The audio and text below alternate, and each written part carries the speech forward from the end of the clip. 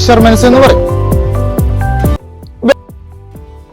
Basic ആയിട്ടുള്ള ഒരു ടോപ്പിക്കാണ് അളവുകളും യൂണിറ്റുകളും. നിത്യജീവിതത്തിൽ ഉപയോഗിക്കുന്നതായിട്ടുള്ള യൂണിറ്റുകൾ, അതേപോലെ തന്നെ ഫിസിക്സിൽ ഉപയോഗിക്കുന്ന മറ്റു പ്രധാനപ്പെട്ട യൂണിറ്റുകൾ, അതുമായി ബന്ധപ്പെട്ടാണ് അളവുകളും യൂണിറ്റുകൾ എന്ന് പറയുന്ന ടോപ്പിക് ഉള്ളത്. അപ്പൊ ിടയിലുള്ള പ്ലാനറ്റ്സുകൾക്കിടയിലുള്ള ഡിസ്റ്റൻസ് മെഷർ ചെയ്യാനാണ് ആസ്ട്രോണമിക്കൽ യൂണിറ്റ് ഉപയോഗിക്കാറുള്ളത്.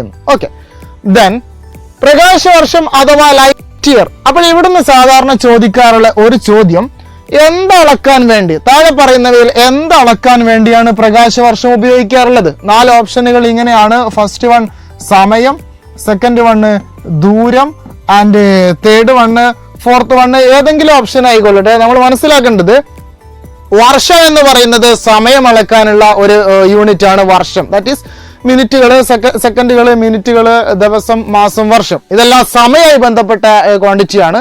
എന്നാൽ പ്രകാശവർഷം എന്ന് പറയുന്നത് അത് സമയം അളക്കാൻ വേണ്ടിയല്ല ഉപയോഗിക്കാറുള്ളത്, ദൂരം അളക്കുന്നതിന് ഉപയോഗിക്കുന്ന ഒരു യൂണിറ്റ് ആണ്, അല്ലെങ്കിൽ ഒരു അളവാണ് പ്രകാശവർഷം എന്ന് പറയുന്നത്. ഓക്കെ, ദെൻ എന്താണ് പ്രകാശവർഷം എന്നതുകൊണ്ട് ഉദ്ദേശിക്കുന്നത് എന്ന് ചോദിച്ചാൽ, നമ്മൾക്കറിയാം ഒരു സെക്കൻഡ് കൊണ്ട് ലൈറ്റ് സഞ്ചരിക്കുന്നത് 3 × 10⁸ മീറ്റർ പെർ സെക്കൻഡ്, അല്ലെങ്കിൽ 3 ലക്ഷം കിലോമീറ്റർ. ഒരു സെക്കൻഡ് കൊണ്ട് 3 ലക്ഷം കിലോമീറ്റർ സഞ്ചരിക്കാൻ പ്രകാശത്തിന് സാധിക്കും.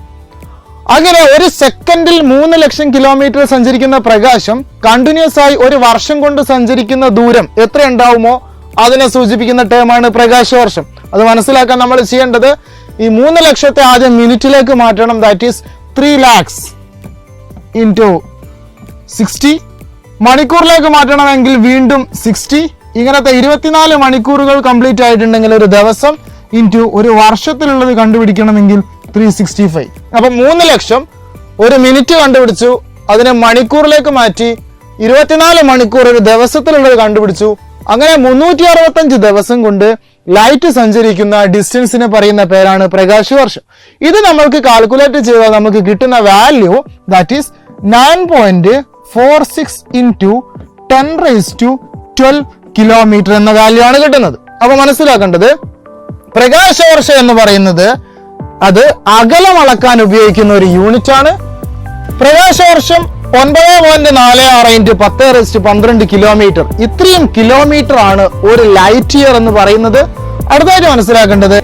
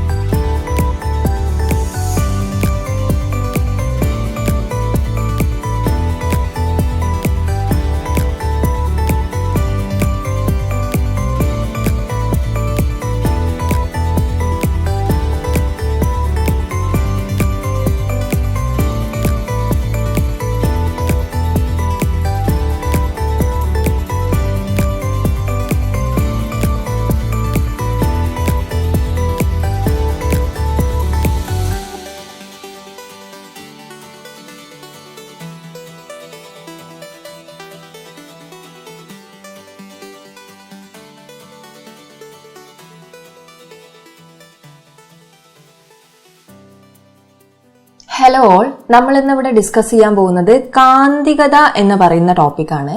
അതായത് നമ്മൾ വളരെ ബേസിക് ആയിട്ടുള്ള കാന്തികതയുമായി ബന്ധപ്പെട്ടിരിക്കുന്ന ടോപ്പിക്സിൽ നിന്ന് തുടങ്ങിയിട്ട് കുറച്ച് അഡ്വാൻസ്ഡ് ആയിട്ടുള്ള ടോപ്പിക്സിലേക്ക് വരെ പോകും. അതായത് ഇപ്പം നമ്മൾ കാന്തികത എന്ന് പറയുന്ന ടോപ്പിക് ആദ്യം കൈകാര്യം ചെയ്യും. ഈ ഒരു ടോപ്പിക്കാണ് ആദ്യം നിങ്ങൾ കാണേണ്ടത്. അതിനുശേഷമാണ് വൈദ്യുത കാന്തികതയും വൈദ്യുത കാന്തിക പ്രേരണം എന്ന് പറയുന്ന ടോപ്പിക്സ് ഇങ്ങോട്ടേക്ക് ഇങ്ങനെ പോകുന്നതായിട്ട് നമുക്ക് കാണാവുന്നതാണ്.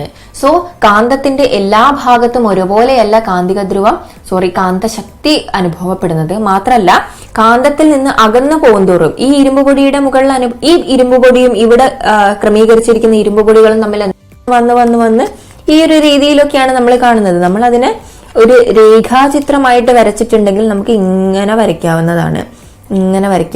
ഇവിടുന്ന് ഇരുമ്പുപൊടി തുടങ്ങിയിട്ട് ഇവിടുന്ന് ഇങ്ങോട്ടേക്ക് ഇങ്ങനെ പോകുന്നതായിട്ട് നമുക്ക് കാണാവുന്നതാണ്.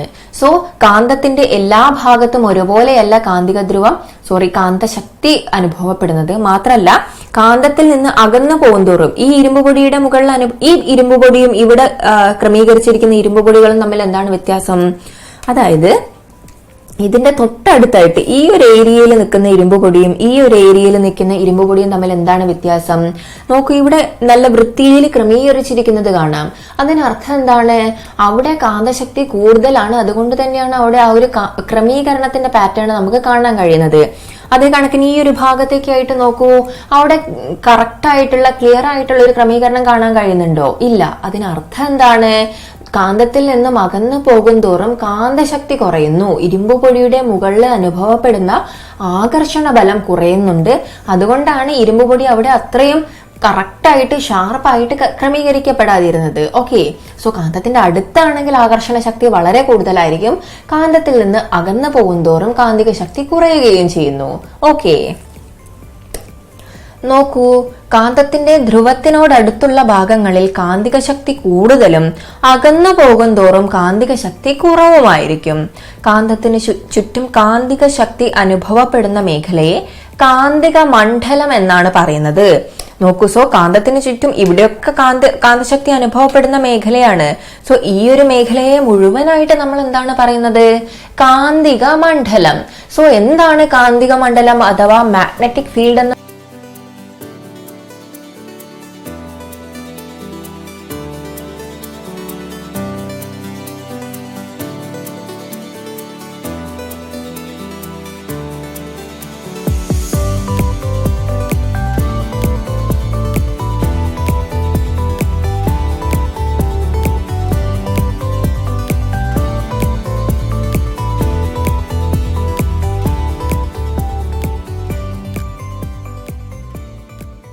അടുത്ത് നമുക്ക് പറയാനുള്ള ടോപ്പിക് എന്ന് പറയുന്നത് ദ്രവബലങ്ങളാണ്. ദ്രവബലങ്ങൾ ഇത് നമുക്ക് 9th ടെക്സ്റ്റ് ബുക്കിലെ സയൻസ് ടോപ്പിക് ആണ്. അപ്പം ഒരു ചാപ്റ്റർ തന്നെയുണ്ട് ദ്രവബലങ്ങൾ എന്ന പേരിൽ. അതിൽ ഇൻക്ലൂഡഡ് ആയിട്ടുള്ള പോയിന്റും പിന്നെ അതിൽ നമ്മൾ ആഡ് ചെയ്യേണ്ട ചില പോയിന്റുകളും കൂടെ ആണ് നമ്മൾ ഇന്നത്തെ ക്ലാസ്സിൽ ഡിസ്കസ് ചെയ്യുന്നത്. ക്ലിയർ? ഓക്കെ, സോ ഇതിൽ നമുക്ക് ലിക്വിഡുമായി ബന്ധപ്പെട്ടിട്ടുള്ള ഫോഴ്സസ് ആണ് നമ്മൾ കൺസിഡർ ചെയ്യുന്നത്. ഫോഴ്സ് എന്ന് പറഞ്ഞൊരു ഒരു ചാപ്റ്റർ തന്നെ നമുക്ക് ഡീറ്റെയിൽ ആയിട്ട് പഠിക്കാറുണ്ട്. അതിൽ വരുന്നതാണ്. അത് നമ്മൾ എന്തൊക്കെയാണ് force, how this is formed, how we define, how we quantify force എന്നുള്ള കാര്യങ്ങളൊക്കെ പറയുന്നുണ്ട്. അതിനൊരു എക്സ്റ്റൻഷൻ ആയിട്ടാണ് ഇത് പറയുന്നത്. അപ്പം ഇവിടെ ഒരു one type of force is viscous force. നമ്മൾ ഒരുപാട് കേട്ടിട്ടുള്ള ടേം ആണ് അല്ലെ, വിസ്കോസിറ്റി. വിസ്കോസിറ്റി കൂടിയ ചില ദ്രാവകങ്ങളെ പറ്റി കേട്ടിട്ടുണ്ട്. എന്താ ഈ വിസ്കോസിറ്റി എന്ന് പറയുന്നത്? വിസ്കോസിറ്റിയുടെ മലയാളമാണ് ശ്യാനബലം എന്ന് പറയുന്നത്. ആ ടേം ഒന്ന് ഓർത്ത് വെച്ചോളെ. നമ്മുടെ ഇപ്പോഴത്തെ എക്സാം പാറ്റേണിൽ നമ്മൾ we should be very much aware about the translation. Malayalam വാക്കുകളെ കുറിച്ചും ഇംഗ്ലീഷ് വാക്കുകളെ കുറിച്ചും വളരെ ധാരണ ഉണ്ടെങ്കിൽ ചില ചോദ്യങ്ങൾ നമുക്ക് അറ്റൻഡ് ചെയ്യാൻ പറ്റുള്ളൂ. അതുകൊണ്ട് ഓർത്ത് വെക്കുക, ശ്യാനബലം, വിസ്കസ് ഫോഴ്സ്. ചലിച്ചുകൊണ്ടിരിക്കുന്ന ദ്രാവക പാളികൾക്കിടയിൽ അനുഭവപ്പെടുന്ന ബലമാണ് ശ്യാനബലം, വിസ്കസ് ഫോഴ്സ് എന്ന് പറഞ്ഞാൽ. എന്താണ്? ചലിച്ചുകൊണ്ടിരിക്കുന്ന ദ്രാവക പാളികൾക്കിടയിൽ അനുഭവപ്പെടുന്ന ബലമാണ് വിസ്കസ് ഫോഴ്സ് എന്നതുകൊണ്ട് ഉദ്ദേശിക്കുന്നത്. വിസ്കസ് ഫോഴ്സിന്റെ unit very important, which is poise or pascal സിക്.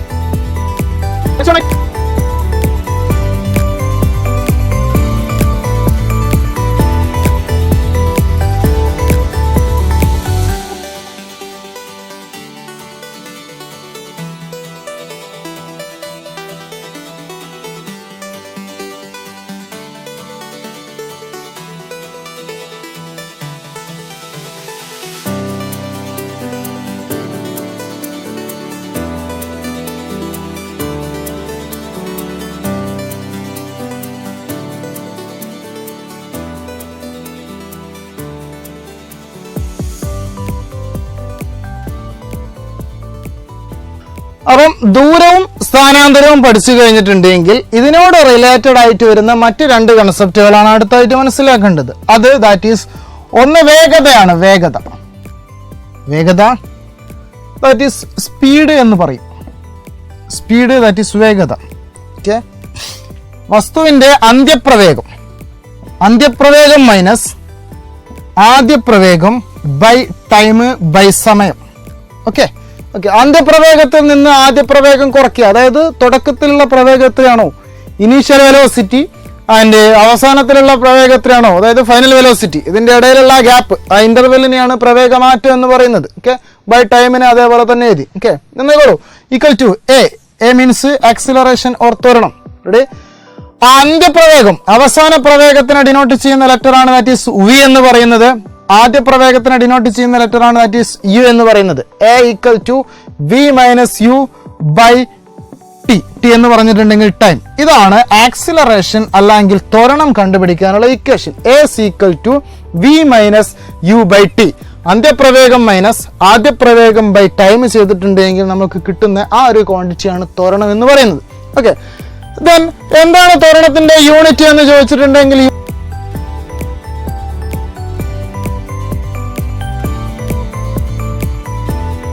Welcome to prop scale. ഞാനിന്ന് ഡിസ്കസ് ചെയ്യുന്നത് നിങ്ങളുടെ LPUP പരീക്ഷ എടുക്കാറായി. അപ്പോൾ നമുക്ക് ഫിസിക്സിലുള്ള കുറച്ച് വീണ്ടും ഞാൻ എൻ്റെ കാറുമായി വരുന്നു. ഇതാ എൻ്റെ കാറ് ആദ്യം സഞ്ചരിക്കുന്നത് 20 മീറ്റർ പെർ സെക്കൻഡ് ആണ്.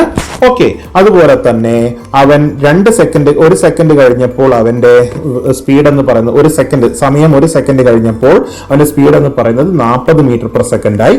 അടുത്ത 1 സെക്കൻഡ് കൂടി കഴിഞ്ഞപ്പോൾ അവൻ്റെ സ്പീഡ് എന്ന് പറയുന്നത് 60 മീറ്റർ പെർ സെക്കൻഡായി മാറി. അല്ലെ, 60 മീറ്റർ പെർ സെക്കൻഡായി മാറി.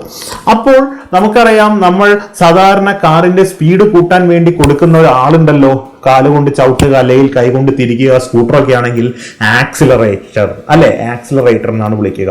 നമ്മളൊരു ബലം കൊടുത്തുകൊണ്ട്, എഞ്ചിനിൽ ഫോഴ്സ് കൊടുത്തുകൊണ്ട് കാറിന്റെ സ്പീഡ് കൂട്ടുക അല്ലെങ്കിൽ സ്കൂട്ടറിന്റെ സ്പീഡ് കൂട്ടുക.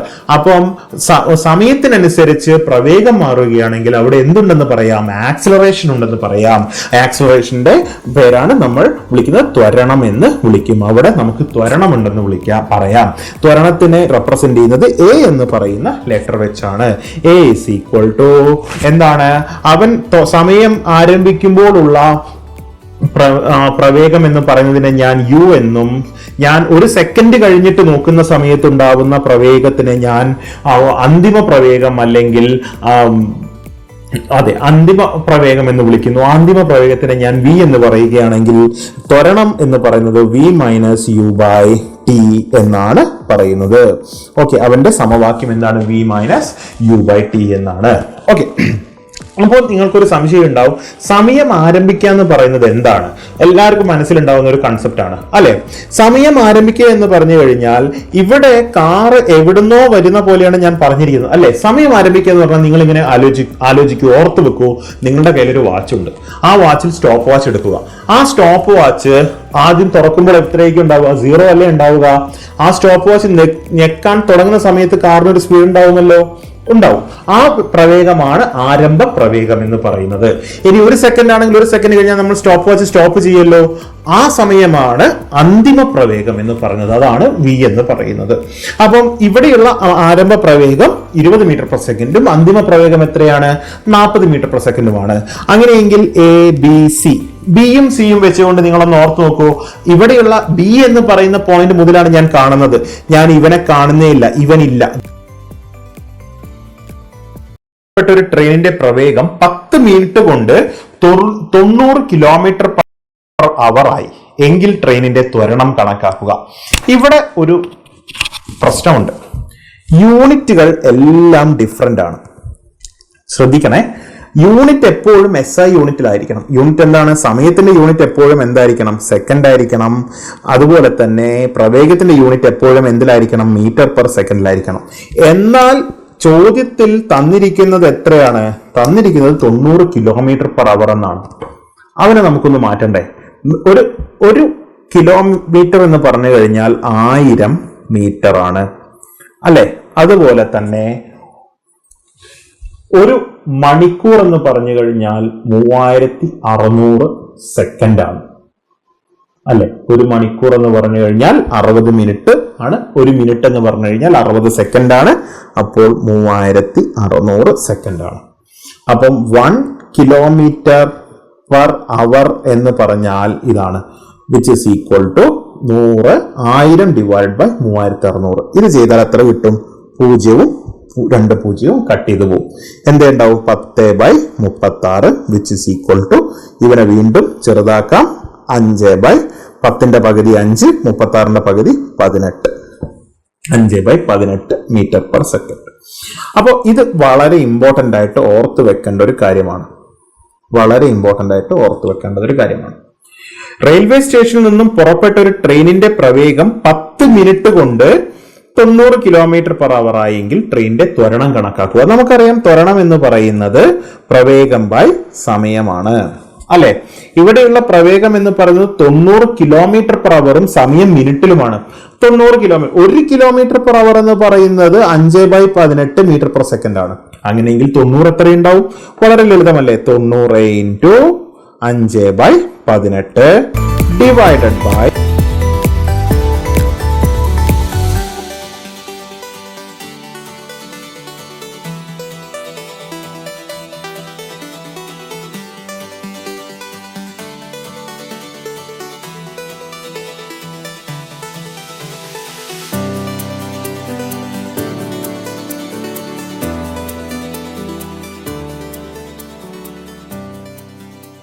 സോ അടുത്ത ടോപ്പിക് ആണ് വാട്ട് അവർ മീറ്റർ.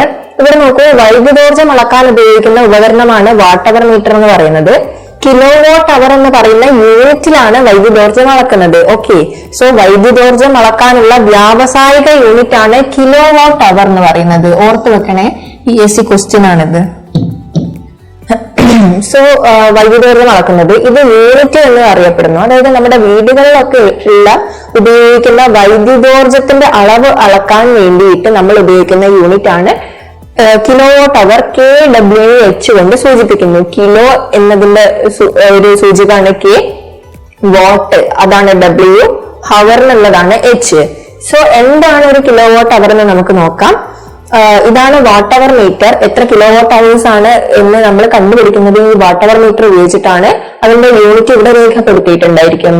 സോ നമ്മുടെ വീടിന്റെ മീറ്റർ വെച്ച ഭാഗത്ത്, അതായത് മീറ്റർ ആയിട്ട് ഇതാണ് കാണുന്നത്. മീറ്റർ റീഡർ എന്ന് പറയുന്നത് ഈ വാട്ട് അവർ മീറ്റർ ആണ് ബേസിക്കലി. സോ ഒരു യൂണിറ്റ് വൈദ്യുതോർജ്ജം എന്ന് പറയുന്നത് 1 കിലോ വാട്ട് അവർ ആണ്.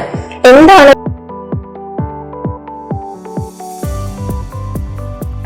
contributions നമുക്ക് തന്നിട്ടുള്ളത്? So according to gravitational law, the first point is every objects attracts each other. എല്ലാ വസ്തുക്കളും, പ്രപഞ്ചത്തിലുള്ള എല്ലാ വസ്തുക്കളും പരസ്പരം ഒരു ആകർഷണം കാണിക്കുന്നുണ്ട്. ഓക്കെ, സെക്കൻഡ് പോയിന്റ് is ആ ആകർഷണ ബലം വസ്തുക്കളുടെ പിണ്ഡത്തിന്റെ ഗുണനഫലത്തിന് നേർ അനുപാതത്തിലും അവ തമ്മിലുള്ള അകലത്തിന്റെ വർഗത്തിന് വിപരീത അനുപാതത്തിലുമായിരിക്കും. ഇങ്ങനെ മലയാളം സ്റ്റേറ്റ്മെന്റ് കേൾക്കുന്ന സമയത്ത് നമുക്ക് കൺഫ്യൂസിംഗ് ആയിട്ട് തോന്നും. അതൊന്നും നമുക്ക് കാണാതെ പഠിക്കേണ്ട ആവശ്യമേ ഇല്ല, അല്ലെ? Because we are facing a competitive examination which is in objective manner. Objective questions ആയിട്ടുള്ള മൾട്ടിപ്പിൾ ചോയ്സ് ക്വസ്റ്റ്യൻസ് ആണ് നമ്മൾ ഫേസ് ചെയ്യാൻ പോകുന്നത്. അപ്പൊ ഡെഫിനിഷൻസ് ഒന്നും കാണാതെ പഠിക്കേണ്ട കാര്യമില്ല. പക്ഷേ എന്ത് വേണം? You have to understand what is this. എന്താ ഈ പറഞ്ഞിരിക്കുന്നത് എന്ന് നിങ്ങൾക്ക് ധാരണ ഉണ്ടായിരിക്കണം. അത് നമുക്ക് എന്ത് മതി? നോക്കിക്കോളൂ, 2 object which is having A mass m1 എന്ന് ഞാൻ ഡിനോട്ട് ചെയ്തു. രണ്ടാമത്തെ object which is having A mass m2 എന്ന് ഡിനോട്ട് ചെയ്തു. Clear? And this 2 objects are placed at A distance of r. ഇതിന്റെ r എന്ന് പറഞ്ഞൊരു ഡിസ്റ്റൻസിലുമാണ് ഉള്ളത്. അങ്ങനെയാണെങ്കിൽ r എന്ന അകലത്തിൽ നിൽക്കുന്ന m1, m2 എന്നീ മാസുകളുള്ള 2 വസ്തുക്കൾ തമ്മിലുള്ള അട്രാക്ഷൻ എന്താണെന്ന് ചോദിച്ചാൽ that attraction can be written as the product of, എന്താ പറഞ്ഞിരിക്കുന്നത്? ആകർഷണ ബലം വസ്തുക്കളുടെ പിണ്ഡത്തിന്റെ ഗുണനഫലത്തിന്, പിണ്ഡത്തിന്റെ ഗുണനഫലം എന്ന് പറഞ്ഞാൽ m1, m2 ഗുണനഫലത്തിന് നേർ അനുപാതത്തിലായിരിക്കും. ആ ഫോഴ്സിന് ഞാൻ F എന്ന് ഡിനോട്ട് ചെയ്താൽ it is directly proportional to the product of the masses, അല്ലെ? വസ്തുക്കളുടെ പിണ്ഡത്തിന് നേർ അനുപാതം എന്ന് പറഞ്ഞാൽ F is proportional to m1, m2. Okay, പിന്നെന്താണ്? അവ തമ്മിലുള്ള അകലത്തിന്റെ വർഗത്തിന് വിപരീത അനുപാതത്തിലുമായിരിക്കും. അകലത്തിന്റെ വർഗം എന്ന് പറഞ്ഞാൽ എന്താണ്? This is r. അകലത്തിന്റെ വർഗം ഇസ് r². അതിന്റെ വിപരീത അനുപാതം എന്ന് പറയുമ്പോൾ it is proportional to 1/r², അല്ലെ? വിപരീത അനുപാതത്തിലാണ്, r²ന്റെ വിപരീത അനുപാതത്തിലുമാണ് എന്ന് പറഞ്ഞു. Okay, that means F is directly proportional to the product of the masses and it is inversely related with the square of the distances between the masses. Okay, അപ്പോൾ ഇതിനെ രണ്ടും നമുക്ക് ഒരുമിച്ച് എഴുതി എങ്ങനെ എഴുതാം? F is proportional to m1 m2 divided by, അല്ലെ, ഈ പ്രൊപ്പോർഷൻ നമുക്കൊരു മാറ്റി ഒരു പ്രൊപ്പോർഷണാലിറ്റി കോൺസ്റ്റന്റിന്റെ ഫോമിൽ എഴുതി കഴിഞ്ഞാൽ it will become this. F is equal to G m1 m2 by r square, where G is the gravitational constant. ഭൂഗുരുത്വ സ്ഥിരാങ്കം എന്ന് പറയും, അല്ലെ, ഗ്രാവിറ്റേഷണൽ കോൺസ്റ്റന്റ് അഥവാ ഭൂഗുരുത്വ സ്ഥിരാങ്കം എന്ന് പറയുന്നു, അല്ലെ, G എന്ന് പറയുന്നു. അപ്പൊ എന്താ പറഞ്ഞത്? ഗ്രാവിറ്റേഷണൽ ലോ എന്താണെന്നാ പറഞ്ഞത്?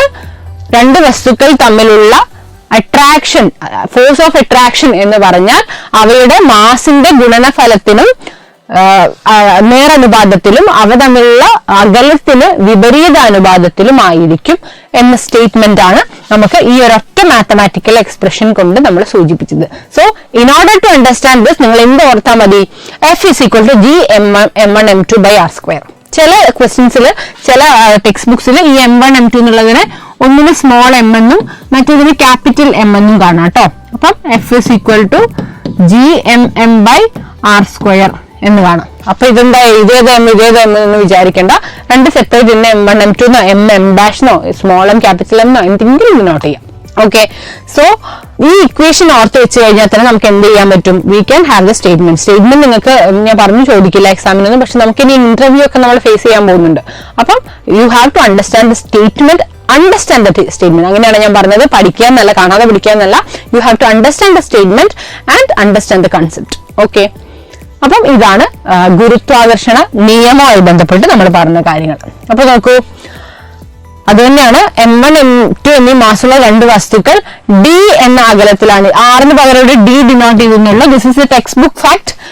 നമ്മൾ എക്സാമിന് പ്രിപ്പയർ ചെയ്യുന്ന സമയത്ത് ഇപ്പൊ ഫിസിക്സുമായി ബന്ധപ്പെട്ട് LPUP എക്സാം ആണെങ്കിലും ജനറൽ PSC എക്സാം ആണെങ്കിലും ഒക്കെ ടെക്സ്റ്റ് ബുക്ക് ബേസ്ഡ് ആയിട്ടുള്ള ക്വസ്റ്റ്യൻസ് ആണ് ഒരുപാട് നമ്മൾ എക്സ്പെക്ട് ചെയ്യുന്നത്, കണ്ടിട്ടുള്ളത്. ഓക്കെ, അപ്പം പ്രത്യേകിച്ച് ടീച്ചിങ് പോസ്റ്റിലേക്കൊക്കെ ആവുന്ന സമയത്ത് അവർ കറക്റ്റ് ആയിട്ട് ചെക്ക് ചെയ്യാൻ പോകുന്നത് how much this teacher is connected to the textbook എന്നാണ്. അപ്പൊ നമുക്ക് നമ്മുടെ പാഠ്യപദ്ധതി പ്രകാരം SCERT ഇറക്കുന്ന പുസ്തകങ്ങളുടെ കണ്ടന്റ് കറക്റ്റ് ആയിട്ട് നിങ്ങൾ പഠിച്ചിരിക്കണം. When you are learning science നിങ്ങൾ എന്ത് പഠിക്കണം? 5ാം ക്ലാസ് മുതൽ, ഇപ്പൊ നമ്മൾ 10ാം ക്ലാസ്സിൽ നിന്ന് പഠിപ്പിക്കുന്നില്ലെങ്കിൽ കൂടെ, ഇപ്പൊ LPUP ആവുമ്പം ആ ക്ലാസ് 1 മുതൽ 10 വരെയുള്ള 1 മുതൽ 7 വരെയുള്ള കാര്യങ്ങളെ വരുള്ളൂ എങ്കിൽ കൂടെ നിങ്ങളുടെ എക്സാമിന് നിങ്ങൾ എന്തായിരിക്കണം? 5ാം ക്ലാസ് മുതൽ 5th മുതൽ 10th വരെയുള്ള ടെക്സ്റ്റ് ബുക്കുകൾ, ഞാൻ സയൻസിന്റെ കാര്യം മാത്രമാണ് പറയുന്നത്. അപ്പൊ നിങ്ങൾ അടിസ്ഥാന ശാസ്ത്രം എന്നുള്ള പേരിൽ 8ാം ക്ലാസ് വരെ പുസ്തകം ഉണ്ടാവും, അത് കറക്റ്റ് ഫോളോ ചെയ്യുക. അതുപോലെ 8th 9th 10th physics, chemistry, biology text ബുക്കുകൾ കൃത്യമായിട്ട് പഠിക്കുക. ഓക്കെ, അതിനുള്ള ഫാക്റ്റുകളായിരിക്കും ചില ക്വസ്റ്റ്യൻസിന്റെ ഫോമിൽ നമുക്ക് ക്വസ്റ്റ്യൻ പേപ്പറിൽ കാണാൻ സാധിക്കുക. എന്തുകൊണ്ടാണ് നമ്മുടെ ടെക്സ്റ്റ് ബുക്കിൽ ഇവിടെ ഗുരുത്വാകർഷണം, ഗ്രാവിറ്റേഷൻ എന്ന് പറയുന്നത് 9th ടെക്സ്റ്റിലാണ് കേട്ടോ. 9th physics ടെക്സ്റ്റിലാണ്. 9th physics text നോക്കുക. ആ ടെക്സ്റ്റിലുള്ള പോയിന്റ്സ് ആണ് ഞാൻ ഇൻക്ലൂഡ് ചെയ്തിരിക്കുന്നത്. അതിൽ കൂടുതലായിട്ടൊന്നും ചോദിക്കാനില്ല. അതിലെന്തെങ്കിലും നമ്മൾ അഡീഷണൽ ആഡ് ചെയ്യണമെങ്കിൽ it has been already added here. Okay, അപ്പൊ അത് വ്യക്തമായി വായിച്ച് തന്നെ നിങ്ങൾ പഠിക്കുക. അപ്പൊ നമുക്ക് ഈ ഭാഗത്ത് നിന്നുള്ള ക്വസ്റ്റ്യൻസ് ഒക്കെ സ്കോർ ചെയ്യാൻ പറ്റും. അപ്പൊ ഇവിടെ എന്താ പറഞ്ഞത്? ഗുരുത്വാകർഷണ നിയമത്തിനെ കുറിച്ച് പറയുമ്പോൾ ടെക്സ്റ്റ് ബുക്കിൽ D എന്ന ലെറ്റർ കൊണ്ടാണ്. ഇപ്പൊ നമ്മൾ m1 m2 പറഞ്ഞില്ലേ, m1 m2 എന്നുള്ളതിന് D എന്ന് പറഞ്ഞൊരു ഡിസ്റ്റൻസിലാണ് place ചെയ്തിരിക്കുന്നതെങ്കിൽ the force between them is directly proportional to m1 m2 divided by d square. Clear? So it is proportionality constant എഴുതി കഴിഞ്ഞാൽ F is equal to G m1 m2 by d square. ഇതിനെ നമ്മൾ എന്ത് വിളിച്ചു? Gനെ ഗുരുത്വാകർഷണ സ്ഥിരാങ്കം എന്ന് വിളിച്ചു, or gravitational constant എന്ന് വിളിച്ചു, which is having a value 6.67 into 10 raised to minus 11 Newton meter square per kilogram square. So this unit is very significant. എന്താ ഈ യൂണിറ്റ് എന്ന് പറയുന്നത്? This is Newton metre square divided by kilogram square. Generally നമ്മൾ fundamental കോൺസ്റ്റൻസിനൊന്നും എന്തില്ല എന്ന് പറയും, unit ഇല്ല എന്ന് പറയും. പക്ഷെ in physics there are some quantities which is having some physical significance. അങ്ങനെ ഫിസിക്കൽ സിഗ്നിഫിക്കൻസ് ഉള്ള ക്വാണ്ടിറ്റീസിനൊക്കെ അല്ലെങ്കിൽ കോൺസ്റ്റൻസിനൊക്കെ അതിൻ്റെതായിട്ടുള്ള യൂണിറ്റും ഉണ്ടായിരിക്കും. ആ യൂണിറ്റിനെ പറ്റി നിങ്ങൾ കോൺഷ്യസ് ആയിരിക്കണം. So here the constant is gravitational constant which is having A unit of Newton meter square per kilogram square. Also you should be aware, നിങ്ങൾ ഇതിനെ കുറിച്ച് ബോധമായിരിക്കണം, ഗ്രാവിറ്റേഷണൽ കോൺസ്റ്റന്റിന്റെ വാല്യൂ എന്താണ് എന്നും ബോധമുണ്ടായിരിക്കണം. അപ്പൊ എത്രയാണ് ആ വാല്യൂ എന്ന് പറയുന്നത്? G is equal to 6.67 into 10 raised to minus 11. നമ്മുടെ മറ്റേ ജിയുമായിട്ട് ഈ ജി ഓർമ്മയില്ലേ, ആ ജിയുമായിട്ട് മാറി പോവരുത്. അത് ആക്സലറേഷൻ ഡ്യൂ ടു ഗ്രാവിറ്റി ആണ്. ദിസ് ഈസ് ഗ്രാവിറ്റേഷണൽ കോൺസ്റ്റന്റ് ആണ്, ക്യാപിറ്റൽ ജി ആണ്. ഓക്കെ, അപ്പൊ ക്യാപിറ്റൽ ജിയുടെ വാല്യൂ എത്രയാണ്? 6.67 into 10 raised to minus 11 newton metre square per kilogram square. Okay, small g എത്രയായിരുന്നു നിങ്ങൾക്കറിയാം? നമുക്ക് പറയാനുണ്ട്, അപ്പൊ പറയാം ഡീറ്റെയിൽ ആയിട്ട്. 9.8 ആണ്. അല്ല, എങ്ങനെ അത് വന്നതെന്നൊക്കെ പറയാം. Okay, so this is the gravitational constant എന്നെ കുറിച്ച് പറഞ്ഞു. ഈ ഗ്രാവിറ്റേഷണൽ കോൺസ്റ്റന്റിന്റെ വാല്യൂ ആദ്യമായിട്ട് കണ്ടെത്തിയിട്ടുള്ളത് ആരാണെന്ന് ചോദിച്ചാൽ, ഈ ഗ്രാവിറ്റേഷണൽ കോൺസ്റ്റന്റിന്റെ വാല്യൂ കണ്ടെത്തിയത് ആരാണ്? It is Cavendish. Henry Cavendish ആണ് ഗ്രാവിറ്റേഷണൽ കോൺസ്റ്റന്റിന്റെ വാല്യൂ കണ്ടെത്തിയത്. ഗ്രാവിറ്റേഷൻ എന്ന് കേൾക്കുമ്പോഴത്തേക്കും ആരുടെ പേരിലേക്ക് പോകരുത്, ന്യൂട്ടണിലേക്ക് പോകരുത്. ഈ കാൽക്കുലേറ്റ് ചെയ്തത്, ഈ വാല്യൂ കാൽക്കുലേറ്റ് ചെയ്തെടുത്തിട്ടുള്ളത് ആരാണ്? ഹെൻറി കാവൻഡിഷ് എന്ന ശാസ്ത്രജ്ഞനാണ്. ക്ലിയർ? ഓക്കെ, നെക്സ്റ്റ് ഇതുമായി ബന്ധപ്പെട്ടുള്ള പ്രോബ്ലം നമുക്ക് നോക്കാം. നമ്മൾ ഫിസിക്സ് ആയതുകൊണ്ട് തന്നെ അതിൽ നമ്മൾ ടീച്ചിങ് കോമ്പറ്റേറ്റീവ് എക്സാം ആവുന്ന സമയത്ത് പ്രോബ്ലം കുറച്ചും കൂടെ നമ്മൾ എക്സ്പെക്ട് ചെയ്യുന്നുണ്ട്. വലിയ രീതിയിലുള്ള കാൽക്കുലേഷൻസ് ഇല്ലാതെ, കാൽക്കുലേറ്റർ ഒന്നും യൂസ് ചെയ്യാതെ തന്നെ നമുക്ക് പെട്ടെന്ന് ചെയ്തെടുക്കാൻ പറ്റുന്ന പ്രോബ്ലംസ് ഒന്നും ചോദിച്ചുകൂടായികയില്ല, ചോദിക്കാം. അപ്പം ഇവിടെ നമുക്ക് ഗ്രാവിറ്റേഷൻ പഠിക്കുമ്പോൾ നമുക്കൊരു ഗ്രാവിറ്റേഷണൽ ഇക്വേഷൻ, ഗ്രാവിറ്റേഷണൽ ലോ ഉണ്ട്. ആ ലോ കണക്ട് ചെയ്യുന്ന ഒരു ഇക്വേഷൻ ഉണ്ട്. ആ ഇക്വേഷൻ വെച്ചിട്ടുള്ള ഒരു പ്രോബ്ലത്തിന്റെ എക്സാമ്പിൾ നമുക്ക് നോക്കാം. അതിന് സിമിലർ ആയിട്ടുള്ള ക്വസ്റ്റ്യൻസ് വരാൻ സാധ്യതയുള്ളൂ. അപ്പം ഇതൊന്ന് മനസ്സിലാക്കി വെക്കാം. ഓക്കെ, നോക്കൂ. 40 കിലോഗ്രാം മാസുള്ള ഒരു കുട്ടി 50 കിലോഗ്രാം മാസുള്ള മറ്റൊരു കുട്ടിയിൽ നിന്ന് 1 മീറ്റർ അകലത്തിൽ നിൽക്കുന്നു. നേരത്തെ നമ്മൾ പറഞ്ഞ പോയിന്റ്, രണ്ട് കുട്ടികൾ അല്ലെ, they are having similar mass. അല്ല, സിമിലർ അല്ല, വലിയ ഡിഫറൻസ് ഒന്നുമില്ല. ഒരാൾക്ക് എത്ര കിലോ ഉണ്ട്? ഒരാൾ 40 കിലോ, മറ്റേയാള് 50 കിലോ ഉള്ള രണ്ട് കുട്ടികൾ നിൽക്കുന്നു. എത്ര ഡിസ്റ്റൻസിലാണ്? 1 മീറ്റർ അകലത്തിൽ നിൽക്കുന്നു. 1 മീറ്റർ അകലത്തിൽ നിൽക്കുന്നുവെങ്കിൽ അവർ തമ്മിലുള്ള ആകർഷണ ബലം കണ്ടെത്തുക. നമുക്ക് ഒറ്റ കാര്യമായുള്ളൂ, എന്ത്? F is equal to G m1 m2 by r square or d square അല്ലെ. m1 m2 വാല്യൂ അറിയാലോ, 40ഉം 50ഉം ആണ്. അത് സബ്സ്റ്റിറ്റ്യൂട്ട് ചെയ്യുക. കിലോഗ്രാമിൽ തന്നെയാണ്, അതുകൊണ്ട് നമുക്ക് യൂണിറ്റ് കൺവേർട്ട് ചെയ്യേണ്ട കാര്യമില്ല. ഓർക്കണം, എപ്പോൾ നിങ്ങൾ പ്രോബ്ലം ചെയ്യുന്നുണ്ടെങ്കിലും you have to convert the units into the SI unit അല്ലെ. ഗ്രാമിലാണെങ്കിൽ കിലോഗ്രാമിലേക്ക് ആക്കുക, സെന്റിമീറ്ററിലോ മില്ലിമീറ്ററിലോ ഒക്കെ ആണെങ്കിൽ മീറ്ററിലേക്ക് ആക്കുക. ഇവിടെ എന്താണ്? എല്ലാം കിലോഗ്രാമിലാണ്, മീറ്ററിലുമാണ്. ഓക്കെ, അപ്പൊ നമുക്ക് അവിടെ കൺവേർഷന്റെ ആവശ്യമില്ല. ഡയറക്റ്റ് വാല്യൂ സബ്സ്റ്റിറ്റ്യൂട്ട് ചെയ്താൽ മതി. We have the value of G. G എത്രയായിരുന്നു വാല്യൂ എന്ന് പറയുന്നത്? 6.67 into 10 raised to minus 11 ആണ്, newton metre square per kilogram square. അപ്പൊ നമുക്ക് എന്താ, ഈ വാല്യൂ ഇവിടെ സബ്സ്റ്റിറ്റ്യൂട്ട് ചെയ്താൽ instead of G 6.67 into 10 raised to minus 11 into 40 into 50 divided by 1 square അല്ലെ. ഇതൊന്നും കാൽക്കുലേറ്റർ ഇല്ലാതെ തന്നെ നമുക്ക് ചെയ്യാൻ പറ്റും. 10 raised to minus 11 അങ്ങനെ തന്നെ വെക്കുക. ഇതെന്ത് പറ്റും? 4 20 20 2 0. അപ്പം എന്ത് ചെയ്താൽ മതി? 6.2 അങ്ങോട്ട് എടുത്തു കഴിഞ്ഞാൽ എന്ത് പറ്റും? 667 into 2 ചെയ്യുക, ഒരു 0 ഇട്ട് കൊടുക്കാം അല്ലെ. So this will be the answer. Clear? അപ്പം ഇങ്ങനെ ചെയ്താൽ മതി. ഈ ഇക്വേഷൻ മാത്രം നമുക്ക് ഫണ്ടമെന്റൽ ആയിട്ട് അറിഞ്ഞിരുന്നാൽ മതി.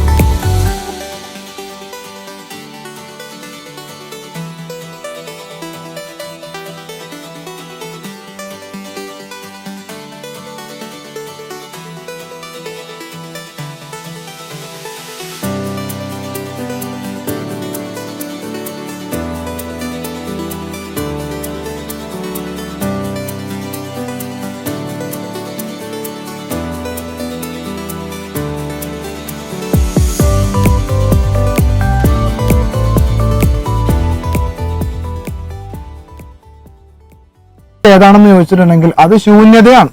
ശൂന്യതയെ പറ്റിയിട്ട് നമ്മൾ മനസ്സിലാക്കേണ്ടത്, ശൂന്യതയിലൂടെ ശബ്ദം സഞ്ചരിക്കുന്നുണ്ടോ എന്ന് ചോദിച്ചിട്ടുണ്ടെങ്കിൽ ശൂന്യതയിലൂടെ ശബ്ദത്തിന് സഞ്ചരിക്കാനേ പറ്റില്ല. ശൂന്യതയിലൂടെ ശബ്ദത്തിന്റെ പ്രവേഗം എന്ന് പറയുന്നത് 0 മീറ്റർ/സെക്കൻഡ് ആണ്. എന്നാൽ പ്രകാശത്തെ കുറിച്ച് നമ്മൾക്ക് അറിയുന്നത്, പ്രകാശം ഏറ്റവും കൂടുതൽ സഞ്ചരിക്കുന്നത് തന്നെ ശൂന്യതയിലൂടെയാണ്. ശബ്ദത്തിന് ശൂന്യതയിലൂടെ തീരെ സഞ്ചരിക്കാൻ പറ്റുന്നില്ല. ഏതെങ്കിലും ഒരു മാധ്യമം ശബ്ദത്തെ സംബന്ധിച്ചിടത്തോളം സഞ്ചരിക്കാൻ അവിടെ നിർബന്ധമാണ്. ഓക്കെ, കുറെ ശൂന്യതയിലൂടെയാണ്. കൂടുതൽ ഏത് മെറ്റീരിയലിലൂടെയാണെന്നുള്ളതാണ് അടുത്ത ക്വസ്റ്റ്യൻ. ശബ്ദം ഏറ്റവും വേഗതയിൽ സഞ്ചരിക്കുന്നത്, ശബ്ദപ്രവേഗം ഏറ്റവും കൂടുതലുള്ളത് ഏത് മെറ്റീരിയലിലൂടെയാണെന്ന് ചോദിച്ചിട്ടുണ്ടെങ്കിൽ അത് ഖരപദാർത്ഥത്തിലൂടെയാണ് ശബ്ദത്തിന്റെ വേഗത ഏറ്റവും കൂടുതലുള്ളത്. ഈ ഖരങ്ങളിൽ തന്നെ ശബ്ദം ഏറ്റവും കൂടുതൽ സഞ്ചരിക്കുന്നത് അത് സ്റ്റീലിലൂടെ. ശബ്ദത്തിന്റെ പ്രവേഗം എന്ന് പറയുന്നത് 5960 മീറ്റർ/സെക്കൻഡ് ആണ്. എന്ന് പറഞ്ഞാൽ ഒരു സെക്കൻഡിൽ ശബ്ദത്തിന് സ്റ്റീലിലൂടെ 5960 മീറ്റർ/സെക്കൻഡോളം വേഗതയിൽ സഞ്ചരിക്കാൻ പറ്റുന്നുണ്ട്. ഇപ്പൊ ഒന്ന് കുറച്ചുകൂടി നന്നായിട്ടൊരു ക്വസ്റ്റ്യൻ ചോദിക്കുകയാണെങ്കിൽ ആ ക്വസ്റ്റ്യൻ ഇങ്ങനെയായിരിക്കും. എന്ന് പറഞ്ഞാൽ ഏറ്റവും വേഗത കുറവ്, പിന്നെ ഏതാണ്, പിന്നെ ഏതാണ്. അതുപോലെ എങ്ങനെയാണ് ആ കാര്യങ്ങൾ വരുന്നത്? ശബ്ദത്തിന്റെ വേഗത ഈ ഓർഡറിലാണ്: ഖരം,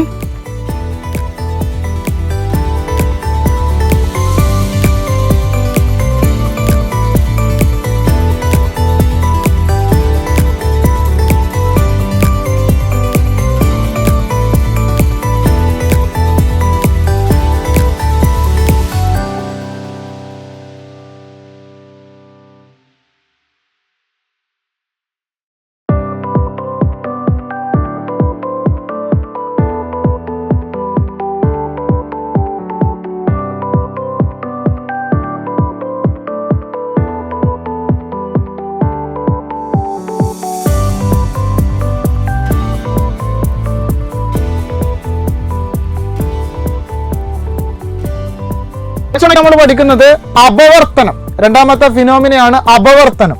ഓക്കെ, ദെൻ അപവർത്തന സംഗതി എന്ന് എൻ. എന്താണ് എൻ എന്ന് ചോദിച്ചാൽ, എൻ എന്ന് പറയുന്നത് അപവർത്തനാംഗം എന്ന് പറയും. അപവർത്തനാംഗം. ഓക്കെ, ഓരോന്നോരോന്നായിട്ട് നമ്മൾ പഠിച്ചെടുക്കുന്നു. എൻ എന്ന് പറയുന്നത് അപവർത്തനാംഗം, ദാറ്റ് ഈസ് റിഫ്രാക്റ്റീവ് ഇൻഡെക്സ് എന്ന് പറയുന്ന ഒരു ക്വാണ്ടിറ്റിയാണ് എൻ. എന്നിനെ പറ്റിയിട്ട് മറ്റൊരു പ്രധാനപ്പെട്ട ചോദ്യം, എന്താണ് അപവർത്തനാംഗത്തിന്റെ ഏറ്റവും പ്രധാനപ്പെട്ട പ്രത്യേകത എന്ന് ചോദിച്ചാൽ, അപവർത്തനാംഗത്തിന് യൂണിറ്റ് ഇല്ല. അപ്പൊ ഇങ്ങനെയാണ്, യൂണിറ്റ് ഇല്ലാത്ത പ്രധാനപ്പെട്ട ഒരു ക്വാണ്ടിറ്റിയാണ് റിഫ്രാക്റ്റീവ് ഇൻഡെക്സ് ഓർ അപവർത്തനാംഗം എന്ന് പറയുന്നത്. റെഡി? അപ്പോ എൻ കണ്ടുപിടിക്കാനുള്ള ഒരു ഇക്വേഷൻ